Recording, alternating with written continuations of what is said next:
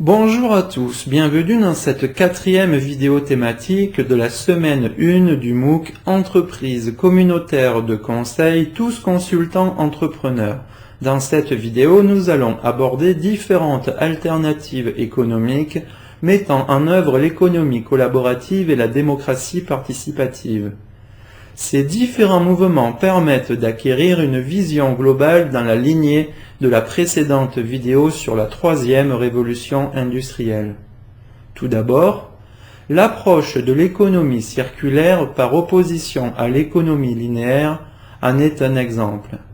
Comme étudié, la troisième révolution industrielle mettait en avant en premier lieu la mutation énergétique. L'économie circulaire se focalise plus spécialement sur la démarche écologique.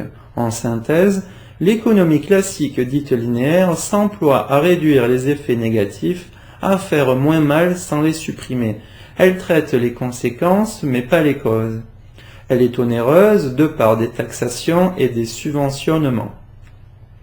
Sans combattre de potentiels effets de rebond ou d'augmentation des déchets par exemple. L'économie circulaire s'emploie à faire bien pour qu'il n'y ait plus que des matières premières sans matière dernière. Les valeurs sont la création de valeurs partagées et la collaboration. Son fonctionnement repose sur trois grands principes. Premièrement, l'éco-conception, en intégrant dès la conception la composante écologique. Par exemple, en concevant une machine à gazéifier, il est possible de s'affranchir des bouteilles jetables en plastique. Le second principe est la valorisation des déchets par une réutilisation, un réemploi ou un recyclage. Le dernier principe fondateur est une économie collaborative avec une vente de l'usage du bien et la suprématie de l'accès et le partage sur la possession classique. Dans la théorie de l'économie circulaire, un cycle de nouvelles opportunités économiques, environnementales et sociales est permis par ces principes. Une autre approche mettant également en œuvre une économie collaborative est l'économie dite symbiotique. Cette approche est formalisée par 5 grands principes. Le premier principe est une innovation basée sur l'intelligence des écosystèmes. Le deuxième principe est la conception d'une économie propre sans déchets, point commun avec l'économie circulaire vue précédemment.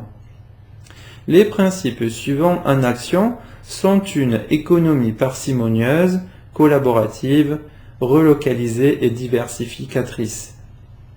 L'initiative la plus récente en termes de modèle d'avenir pour un capitalisme coopératif et distribué est celle à l'initiative de Planète Finance en 2012 avec l'économie positive. Cette économie est un modèle économique dont la priorité est d'être au service de l'homme et de la planète en intégrant uniquement des enjeux long terme. Cette économie intègre dans son ADN l'altruisme comme valeur primordiale. C'est une économie que l'on peut aussi caractériser par une économie de la fonctionnalité. Le triptyque fondateur est l'empathie, le partage et l'accès pour un altruisme rationnel.